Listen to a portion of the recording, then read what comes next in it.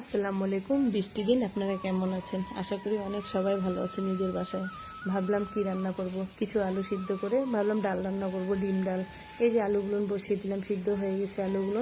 তারপর এগুলো সুন্দর করে আলুগুলো ভেঙে ভেঙে নিব। সামান্য একটু তেল গরম করে নিব। তেল গরম হয়ে গেলে কাঁচামরিচ পেঁয়াজ এগুলো কেটে রেখেছি, এর মধ্যে কিছু পাঁচফোড়ন দিয়ে দিব। দিয়ে পেঁয়াজ কাঁচামরিচগুলো দিয়ে সুন্দর করে এগুলো ভাজবো। একটু ভাজা ভাজা করব যাতে একটু লাল হয়ে যাবে। তার মধ্যে একটু হলুদ গুঁড়া দিব, একটু লবণ দিব। আলুগুলো যে সিদ্ধ করে রেখেছি এগুলো এখানে মিক্সড করব। মিক্সড করে একটু সম্পূর্ণ একটু ভাজে নেব সুন্দর করে। এই যে কীভাবে করতেছি আপনারা অবশ্যই স্ক্রিনে দেখে বুঝতে পেরেছেন। এই যে আমাদের আলুর ডালগুলো ভাজা হয়ে গিয়েছে, পানি দিয়ে দিয়েছি, একটু টমেটোর ধনিয়া পাতা দিয়ে দিয়েছি, দিয়ে এগুলো ঢেকে রেখেছি। তার মধ্যে পাশে চলে যাব ডিম ভাজতে। এই ডিমগুলো পেঁয়াজগুলো কুচি করে রেখেছি, ডিমগুলো ভেঙে নিলাম, নিয়ে এগুলো সুন্দর করে মাখিয়ে নিব। মাখানো হয়ে যাওয়ার পর তেলগুলো গরম করে নেব, দিয়ে এই যে আমার ডিমগুলো এখানে সুন্দর করে ভেজে নিব।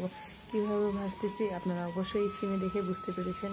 তারপর ছোটো ছোটো করে পিস করে নিয়ে ডালগুলো যে রান্না করে রেখেছি ওর মধ্যে আমরা অ্যাড করব। এই যে অ্যাড করার পর দেখেন কি সুন্দর ডাল ডিম রান্না হয়ে গেছে, দেখে অনেক লোভ লাগতেছে, তাই না? এক প্লেট ভাত দিয়ে এই ডিম ডাল খাবেন, অবশ্যই ভালো লাগবে। আমার ভিডিওটা ভালো লাগলে লাইক কমেন্ট শেয়ার করতে ভুলবেন না। অবশ্যই আপনারা আমার পাশে থাকেন। ধন্যবাদ।